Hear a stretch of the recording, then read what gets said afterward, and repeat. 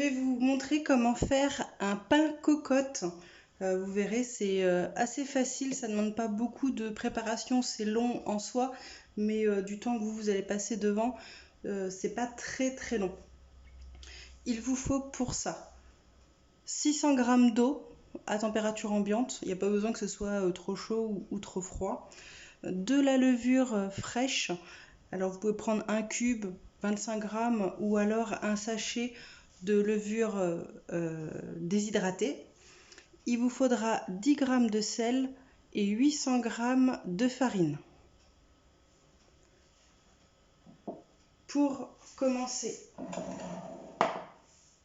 on va mettre l'eau dans un grand saladier. C'est important que le saladier soit assez grand, avec la levure. Et vous allez attendre quelques minutes que la levure se réhydrate. Donc vous la mettez un petit peu et vous allez faire autre chose. La levure c'est bien ramolli. Alors si vous avez des gros pâtés de levure, vous vérifiez voilà, que ça fonde bien. Si vous sentez que c'est un peu dur, notamment pour la levure qui serait déshydratée, vous attendez quelques minutes. Mais généralement 5 minutes, même pas, ça suffit. Donc là, ça va aller. Maintenant, je rajoute la farine et vraiment en tout dernier, vraiment tout dernier, le sel. Voilà. Et l'idéal, c'est que le sel ne touche pas la levure. Parce que la levure n'aime pas du tout le sel et en fait, ça la ferait mourir. Donc, vraiment en tout dernier. Et ensuite, vous venez avec la main pétrir. Alors moi, je pétris pas une demi-heure. Je pétris juste pour que ce soit bien mélangé. Et ensuite, de toute façon, la pâte va regonfler. Alors au total, nous ferons 2 pousses. Donc il y aura la première pousse qui se fera dans le saladier. Vous verrez, la pâte va gonfler et ensuite, elle sera de nouveau gonflée dans le torchon quand on va la déplacer, juste avant de cuire. Donc, vous prenez, vous raclez bien les bords. Alors certains diront, c'est pas comme ça qu'on fait, etc. Moi, je vous présente ma façon de faire. C'est rapide. Et puis, j'obtiens un très bon pain à la fin. Donc, finalement, ça me convient. Le but, c'est pas non plus de devenir boulanger. C'est simplement d'avoir le plaisir de faire un bon pain. L'odeur du pain qui cuit dans le four.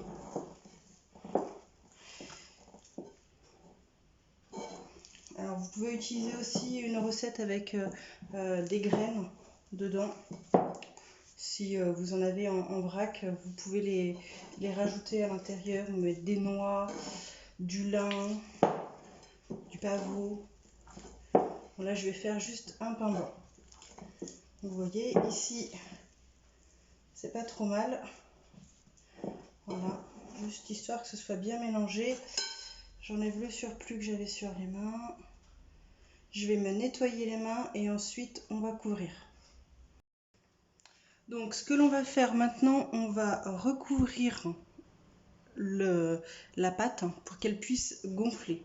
Moi ce que je fais avant, je mouille mes mains. Voilà. Et je remets juste un tout petit peu d'eau comme ça, juste, et je l'appuie. Comme ça. Voilà. Comme ça, elle est humide. Parce que si elle se met à sécher, vous allez avoir une croûte sur le dessus et après quand vous allez mélanger, vous aurez dans le pain, vous aurez un petit bout un peu dur. C'est pas dramatique, mais voilà, ça peut gâcher un petit peu le plaisir.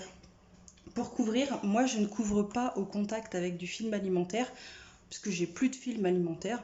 Donc vous pouvez mettre juste un torchon humide, par exemple. Vous pouvez prendre une charlotte à plat, donc moi la grosse charlotte à plat elle est déjà sur un autre plat, donc en silicone. Je vais utiliser celle en tissu.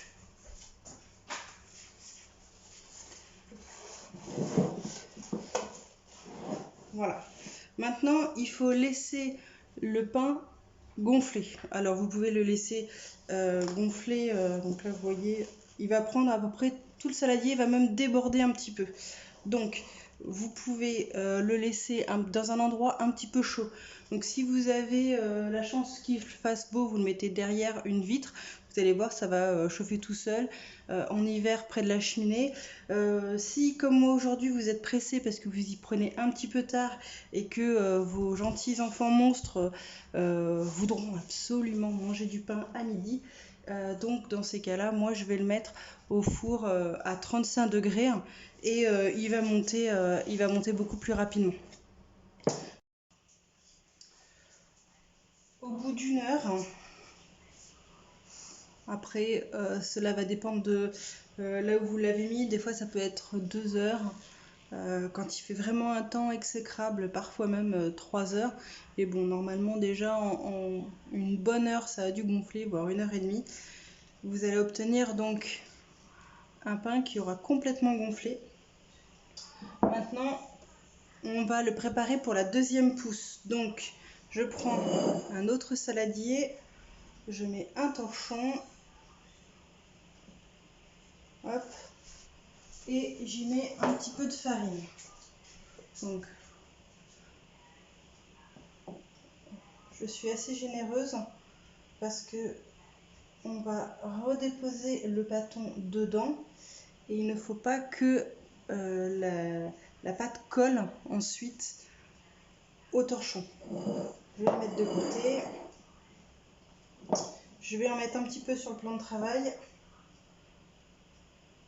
et je vais décoller la pâte.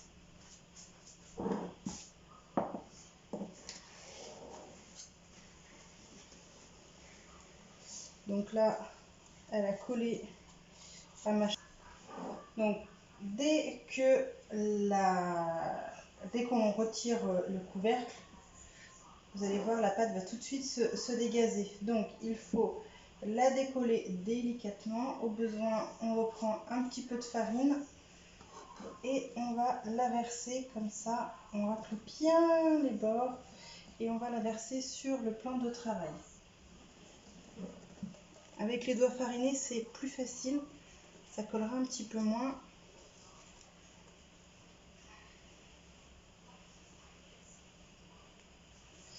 Voilà, on débarrasse le saladier.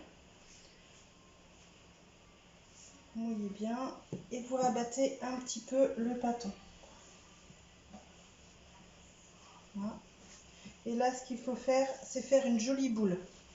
Donc, vous prenez et vous rabattez les bords vers l'intérieur et ça va vous faire au fur et à mesure un bâton assez joli. Alors, faut pas trop fariner non plus, mais il faut qu'elle soit un peu collante sans être trop collante. Voilà. Là, on obtient une jolie boule. Et on va la déposer dans le torchon.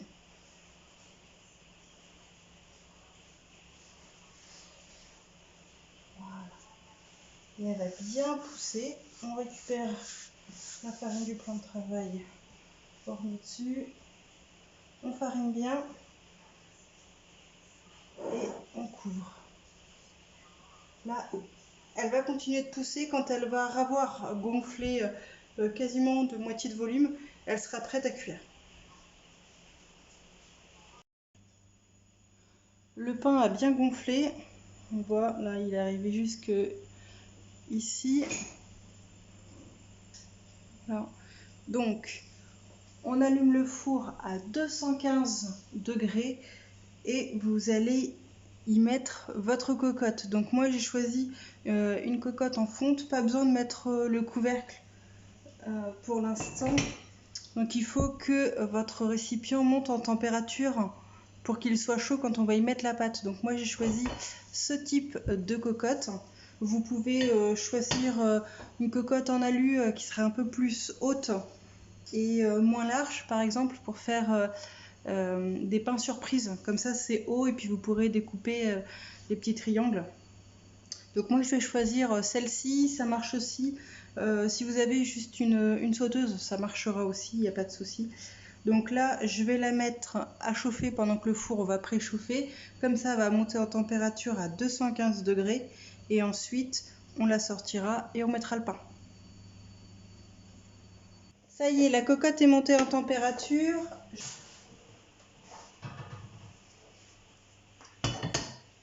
Et donc, là, il faut faire attention. On prend le pain. On décolle délicatement. On essaye d'éviter de le dégazer.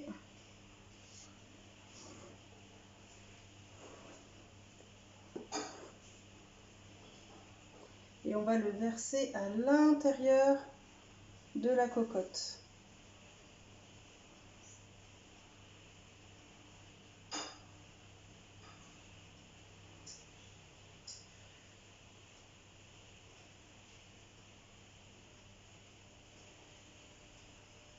S'il y a assez de farine, il va se décoller assez facilement.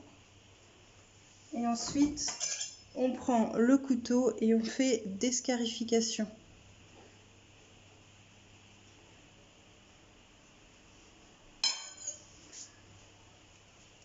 On prend un petit prémisateur.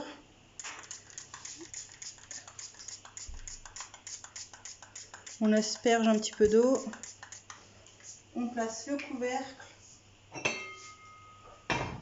On fait attention de bien remettre les gants parce que la cocotte est chaude. Et ensuite, on la place au four.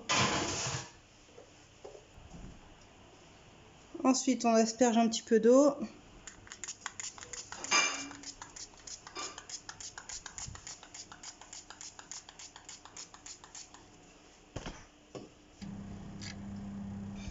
Et donc là, on va mettre 25 minutes à 215 degrés pour la première partie de la cuisson. La première cuisson est finie. Hop. On retire le couvercle. Donc là, je ne sais pas si vous voyez bien, il a déjà une très jolie couleur. Voilà, donc après, ça va dépendre si vous voulez que ce soit plus doré, croustillant ou pas. Donc en tout cas, on réasperge. Et puis, on va remettre à cuire. Donc, on met bien au fond. Et on réenfourne de nouveau pour 25 minutes à 215 degrés. Si vous voyez que c'est trop fort, que ça colore trop, vous pouvez mettre une feuille d'aluminium ou alors arrêter quelques minutes avant. Voilà.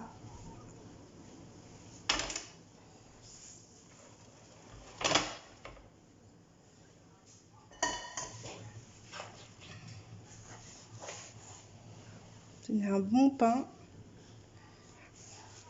On va le laisser refroidir et ensuite on coupera une tranche.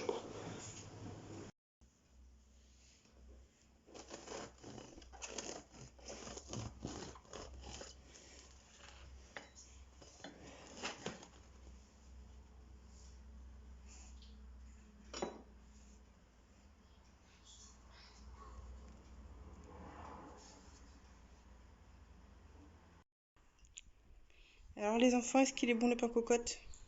Oui. Oui. Donc voilà, pour le goûter, un peu de pain avec du beurre. Voilà.